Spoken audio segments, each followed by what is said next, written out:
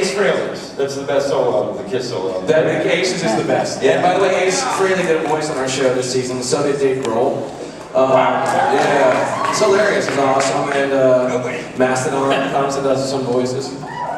Oh, they're out there. You just gotta go call them. We don't know anybody. We got Bill Hader. We got Bill Hader. We got Bill Hader. Hey, you guys know? Yeah, suck on that. Suck that. Yeah, you've been Patrick Warburton from day one. Yeah, what do you sick of Patrick Warburton? He's great. Sick of it. No, exactly. He's awesome. How about a round of applause for something in general? Something good. Yeah, something positive. Yeah. You got anything? Next question. That's louder than I thought it would be. I have a question for the Venture Brothers. I've probably thought about it too much, but abuse seems to be a recurring theme in your show, and I'm wondering if there's any remote possibility on any planet, in any alternate universe. No, well, you deserve one, but that either Hank or Dean will ever get to have consensual sex.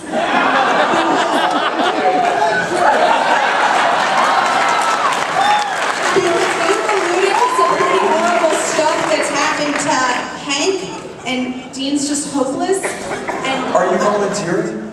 I would tap Dean so fast your head would spin around. He would never, ever stop calling you. That would be the worst thing you could do. He'd be driving by your house in a BMX bike with tears in his eyes. But it might be good cuddling, so it'd be okay. It would, the responsibility of Poppy Dean Venture's charity is way more than you're even considering. I'm telling you, it would never, ever end. But seriously, is there like a chance in hell that any of our boys are going to get to have any consensual relationship of any kind? That's a spoiler, but I can say this. Buckle up for a bumpy season. Because it's gonna get nasty. I noticed all those sailors in the preview. Is that kind of the angle this is taking? Something about shirtless sailors in the preview. Yeah. Oh, Charlie gets laid all the time. He's a very handsome, dynamic individual that sees what he wants and he goes for it.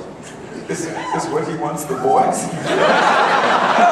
No, nobody wants to have sex with the boys, and that's why the show's got legs. Nobody wants them. We'll tell Dean that you want to have sex with him. He is fictional, but pass the word on. Next. How's it going? Hi. What's your name? Emily? Hi, Emily. Wait, guys, say hi to my friend Emily. Don't be intimidated. This question's for Robot Chicken. How was it like making your episodes? Too much noise. Wait, say that again. How was it like making your episodes? I mean, it's a lot like running a marathon with flip-flops. It's hard. It's hard. But you really enjoy the experience. And you're really happy with the result. We love the show. It's a lot of fun to make, but it is... I think of it as pushing a boulder up a hill. How Sisyphean of you. We only have 6 months left to go for this season. It's 11 months to make 20 episodes, and we're doing the Star Wars special in the middle of that. So wrote for 10 weeks, took a break from writing for 10 weeks to spend 3 weeks writing Star Wars, and then wrote for another 4 weeks, and then another 10 weeks writing Robot, all the while like recording people and everything else. That's what it's like. Oh yeah, and I told you my auntie lets me watch Robot Chicken. I know, and I told her she's bad parenting. There's clear age disclaimers on the box. It's true. Thanks, Emily. Hello, this is for Doc and Brendon. Brendon, what got you to death metal? And Doc, are you still in Weed or Madison Strays? Oh wow, they're asking us music questions. Yeah, You go first. And then- I'll hit it first. We've just put out our second album, which is decidedly better than the first album, and it's longer, and that's about it. Not many people like it. Somebody said that this might be the coolest album or the gayest. So far the album has been gay bashed. And another person said that we were brave for making songs that harken back to the music that might be in John Hughes' film. So if you're looking for like tough rock and roll that makes your genitals swell to the sound of grapefruit, go over there. If you want to cuddle up and maybe wear a really tight-fitting suit, spend an hour and a half on the hair, but guaranteed get some that night, you might want to go to the Wheat Camp.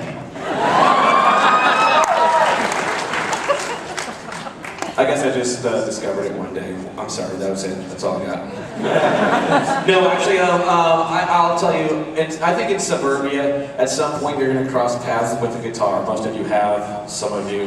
Right, there we go. That's right. And I don't know, the first thing I learned, my friend living down the street taught me Iron Man the first day, and that was the first thing I learned on guitar, and it was kind of downhill from there. You keep looking for heavier and harder stuff, and then at some point you're listening to Cannibal Corpse. And it's awesome. It's like listening to a little tiny horror film on your way to work, you know. It's like slashing, there's a pit full of zombies. And I'm just going to work, and then I don't want to die, but here we go, and this is Cannibal Corpse. And I don't know, and then, you know, I love guitar. I love all kinds of guitar. Like, I love great players from Jeff Beck to like Joe Satriani, to like all kinds of super nerds and stuff. And so, you know, death metal has prominent guitar playing, and it's really, really difficult to play. Those of you guys who play death metal guitar know that it's tricky, and you do too. So yeah, I don't know, it's fun. That's why. Alright, thanks so much. Yeah. And if I listen to enough death metal, then I won't kill anybody because I'm listening to it, and then I'm not doing it. That was a really dumb thing to say. It's like pretty soft.